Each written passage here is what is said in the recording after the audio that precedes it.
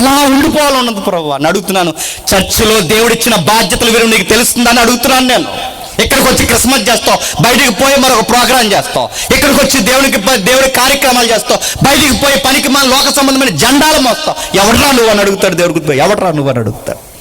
నీలాటోడికా, నీలాంటి వంకరోడికా, బాధ్యత లేనోడికా, అవరే ఒక 10 రూపాయల పని నమ్మకంగా చేయలేని నీలాటోడికి నా సంఘంలో నీకు బాధ్యత ఇచ్చాను, పోరా అని చెప్తాడు. గుర్తుపెట్టుకో.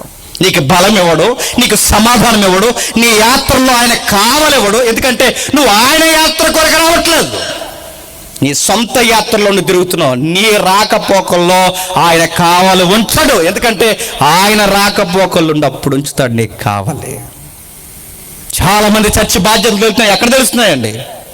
మా ఏరియాలో మొన్న ఏం చేస్తారో తెలుసా? పేరు చెప్పకూడదు, డీటెయిల్గా నన్ను అడగండి. మా ఏరియాలో కొంతమంది ఏం చేస్తారో తెలుసా?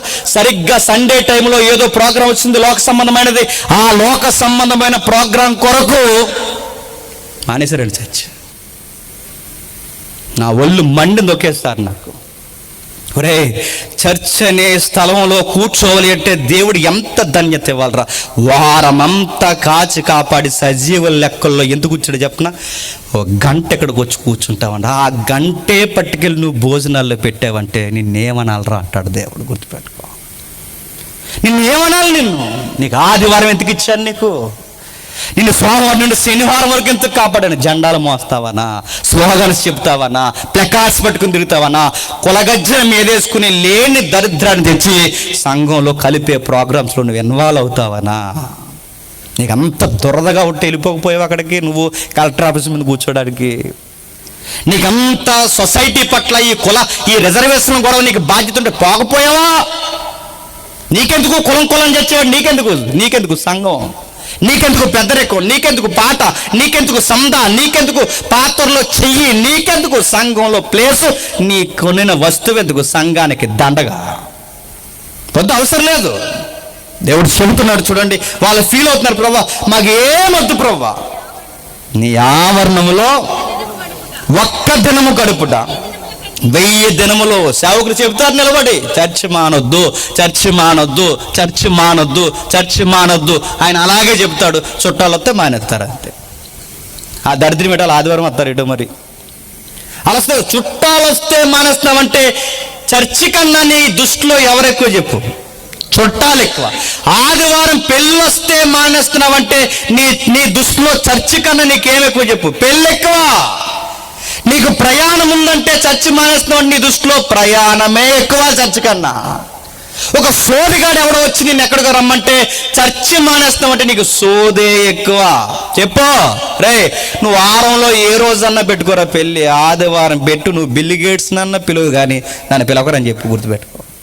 చర్చికి పోవాలరా అని చెప్పు. ఆదివారం కాకుండా మీరు ఏ టైంలోనే పెట్టుకుని వస్తాను, కానీ సండే చర్చ్ డిస్టర్బ్ చేయకుండా. అంత బాధ్యత ఉందా మన చర్చి పట్ల? ఒక్క వారం మానేస్తే ఏమవుద్దండి? ఒక్క వారం మానేస్తేనా? ఒక్క వారం మానేస్తే ఏమవుద్దో తీర్పు దినం రాని చూపిస్తాడు, కంగారు పడకు. ఒక్క వారం మానేస్తే ఏమవుద్దంటే దేవుడు ఒక్కరోజు ఈయన కాపాడకపోతే ఏమవుద్దని వదిలేస్తే 3వ రోజుకి దినం పెట్టేస్తారు. అదే కాపాడుతున్నాడు నిన్ను. వాళ్ళకి చర్చిలకు తెలిసింది.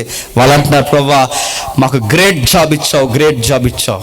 వీళ్ళ దగ్గరికి వెళ్ళి, ఇదిగో ఎలా రండి, మీరు గేట్ దగ్గర ఎన్నాళ్ళు డ్యూటీ చేస్తారు, కానీ మీకు పని చెప్తున్నాను, రాజుగారి గేటు ముందు డ్యూటీ చేయాలండి, వస్తారా? జీతాలు ఎక్కువ ఉంటాయి, రాయితీలు ఎక్కువ ఉంటాయి, సీఎం భోజనం పెడతారు, మీకు వస్తారా? అక్కడ డ్యూటీ చేస్తారా? ఇక్కడ చేస్తారు డ్యూటీ, అక్కడ చేస్తారా? పిఎఫ్లు ఉంటాయి, మీకు కావాల్సిన శాలరీస్ ఉంటాయి, ఎస్ఎల్ఆర్స్ ఉంటాయి. రిటైర్ అయిపోయిన తర్వాత మళ్ళీ మీకు గ్రాస్ ఉంటుంది, మీ పిల్లలకి మళ్ళీ జాబ్ కొనసాగుతుంది. ఎంత ఉందో డ్యూటీ. ఇక్కడ సెక్యూరిటీ చేసి కానీ అక్కడ సెక్యూరిటీ జాబ్ చేస్తారు. రండి వస్తారంటే వీళ్ళంటారట, మంచి జాబ్ సార్, సూపర్ సార్, కానీ ఒకటి సార్, మేము ఆ జాబ్ చేయం సార్ అంటారు. ఒరే, రాజుగారి ఇంటి ముందు కాపలారా, గవర్నమెంట్ జాబ్ రా, పక్కా రిజర్వేషన్ రా, రండ్రా, మీ పిల్లలకి గవర్నమెంట్ ఉద్యోగం కొనసాగుతుంటే రాము సార్, సారీ సార్, ఇంకెవరినైనా పిలుచుకోండి, కానీ సండే ఎగ్గొట్టే ఈ జాబులు మాకు వద్దు సార్. ప్రౌడ్గా ఒక విషయం చెప్తాను మీకు. రాజమండ్రిలో 3-4 కోట్ల రూపాయలతో బిజినెస్ పెట్టారండి మా చర్చ్ మెంబర్స్. 3-4 కోట్లు. బిర్యానీ సెంటర్. సార్ ఎవరైనా రాజమండ్రి వస్తే ఆ బిర్యానీ సెంటర్లో తినండి. జీసన్ అని చక్కెరధర అంటే ఎముకలు ఇరిగిపోయే హాస్పిటల్, ఎముకలు ఇరిగిపోతే బాగు చేసే హాస్పిటల్ ఉంది, చక్కెరధర హాస్పిటల్ అని. హాస్పిటల్ పక్కన బిల్డింగ్ మీద ఉంటుంది. రెస్టారెంట్ నాదనుకోకండి, అక్కడ తినమన్నానండి. ఎందుకు చెప్తాను వినండి. వాళ్ళది 3-4 కోట్ల రూపాయల బిజినెస్ అండి వాళ్ళది. మొన్నే స్టార్ట్ చేశారు. రెస్టారెంట్ అంటే ఏ రోజు బాగా లాగుతుందండి? ఆదివారం, శనివారం పెట్టారు. అంతవరకు పూర్తవుతుంది. ఓ మాట అడిగాను నేను, ఇన్ని కోట్ల రూపాయల బిజినెస్ పెడుతున్నారు కదా, దేవుడు మిమ్మల్ని దీవించాడు, ఆదివారం మీరు ఏం చేస్తారని అడిగాను. చర్చికి వస్తారా, రెస్టారెంట్లో ఉంటారా? అయ్యో, చర్చి కన్నా ఈ కోట్ల రూపాయల బిజినెస్ మాకు ఎక్కువ అండి, చర్చే ముఖ్యం, తర్వాతే రెస్టారెంట్ అని. నిజంగానంటే నిజమే అండి. చూడండి, రాకపోతే అడగండి. చూస్తున్నానండి, ఏ రోజు మానండి. అన్ని కోట్ల రూపాయల బిజినెస్ వదిలేసి తల్లి ముగ్గురు వచ్చి ఫ్రంట్ లైన్లో కూర్చొని వాక్యం అంతా విని లాస్ట్ ప్రేయర్ చేయించుకుని వెళ్తారు. నేను ఎందుకు చెప్తున్నాను చెప్పిన ఈ మాట? వాళ్ళకి కోట్ల రూపాయల బిజినెస్ కన్నా ఆ గంట టర్న్ ఓవర్, నేను ఓపెన్గా చెప్పొచ్చు లేదు కానీ, గంట టర్న్ ఓవర్ 1-2 లక్షల బిజినెస్ జరుగుతుంది ఆ ఒక్క గంటను అక్కడ పక్కన పడేసి వచ్చి చర్చిలో కూర్చుంటారు. ఎందుకు చెప్పిన, చర్చిలో గడపడం అనేది గ్రేటెస్ట్ ప్రివిలేజ్. గుర్తుపెట్టుకోండి. అర్థమైంది వాళ్ళకి, అర్థమైంది కనుక ఇప్పుడు చర్చి లేదు, మమ్మల్ని బయటికి పంపించేస్తున్నారు, ఇప్పుడు రెంట్కి చర్చి నడిపిస్తున్నాం, మాకు చర్చి లేదని మేము బాధపడుతుంటే మళ్ళీ వాళ్ళు ఏం చేస్తారు చెప్పినా, చర్చి లేదని బాధపడుకో మై డియర్ బ్రదర్ జేమ్స్, బాధపడుకో, నీకు విషయం చెప్తున్నాం, మేము ఎప్పుడో ఒక స్థలం కొన్నది, సుమారు 1-2 కోట్ల రూపాయల స్థలం నీకు రాసి ఇచ్చేస్తున్నా, చర్చి కట్టండి అన్నారు. చూసారా, చర్చి వాల్యూ అది. చర్చి విలువ ఎదిగారు కనుక ఈరోజు ఒక సామాన్యుల్ని ఇంత కోట్ల రూపాయల బిజినెస్, వాళ్ళ సామాన్యులు దేవుడికి ఇంత పెట్టుబడులు. చర్చి విలువ మనం ఎరిగితేనే, మళ్ళీ చెప్తున్నా అండి, నువ్వు చేసే చిన్న పనులు కూడా దేవుడు దీవిస్తాడు. నీకు 500 ఎక్కువ వస్తున్నాయంటే వారం మానేస్తావు నువ్వు చర్చి, ఇంకా 500 వస్తాయి నీకు, గుర్తెట్టుగా 500 ఇంక నీకు 500 వస్తాయి. నీకు 500 ఎక్కువ వస్తున్నాయంటే చర్చి మానేస్తావు. ఆ రోజు ఎవరన్నా కార్యక్రమం ఉందంటే మానేస్తావు. నీకు చర్చి విలువ తెలియదు, సభ విలువ తెలియదు, కార్యక్రమం విలువ తెలియదు, అసలు దేవుడి సన్నిధిలో గడపమంటే తెలియదు. అందుకే మన జీవితాలు ఎక్కడ వేసిన గొంగలి అక్కడే. వాళ్ళకి అర్థమైంది కోరహ కుమారులకి, సార్ మా ఉద్యోగాలు చేస్తున్నామన్న ఫీలింగ్ కన్నా, మాకు జీతాలు వస్తున్నాయన్న ఫీలింగ్ కన్నా, నీ చర్చికి కాపలా కాస్తున్నాను చూసారా, ఆ ఫీల్ చాలు సార్, అంతకన్నా జీతం కన్నా ఎక్కువ అన్నారట. నేను ఈరోజు మీకు కంపేర్ చేసి చెప్తున్నాను, చర్చిలో ఎవరికైనా దేవుడు బాధ్యతలు ఇస్తే అంతకన్నా దాన్ని ఇంకేం లేదండి. దయచేసి ఎప్పుడు దాన్ని నెగ్లెక్ట్ చేయకండి.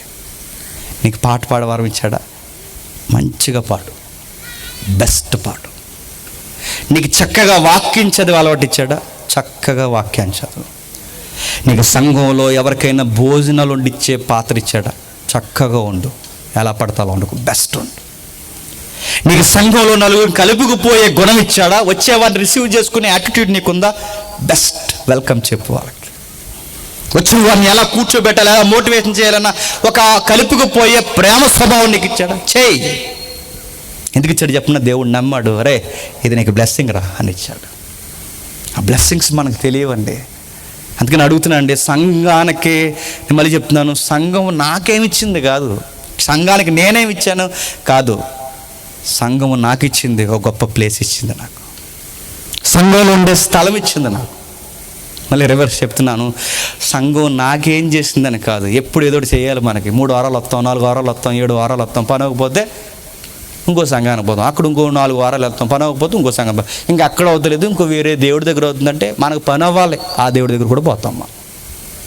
పోవా, సిగ్గులు ఎక్కడ పోతాం మనం, పోవా. ఈ మొక్కులు వాడు కదట, ఆ మొక్కులు వాడంటే వెళ్ళిపోవా, రాయి మీద రాయి పెడితే కొడతారంటే వెళ్ళిపోతాం, రాయి ఎట్టు ఇయ్యాలి లోపంటే వెళ్ళిపోతాం. మనకు పని అవ్వాలంతే. బయట వాళ్ళు మొక్కులు వాడు దేవుడు అని ఎలా చూస్తున్నారు, మన వాళ్ళు కూడా చర్చికి వచ్చి నాకు ఏమిస్తావు కదా బాబు, నీకు ప్లేస్ ఇచ్చాడు చర్చిలో, ఒక సభ్యత్వాన్ని ఇచ్చాడు చర్చిలో, చక్కటి ఆరాధన ఇచ్చాడు, వాక్యం వినే ధన్యత ఇచ్చాడు. అదే వాళ్ళు అడుగుతున్నారు, 1000 దినాల గడిపినంత భాగ్యం ప్రభువా, నీ ద్వారము దగ్గర అలా పని చేయడం మాకు ఎంత ధన్యత.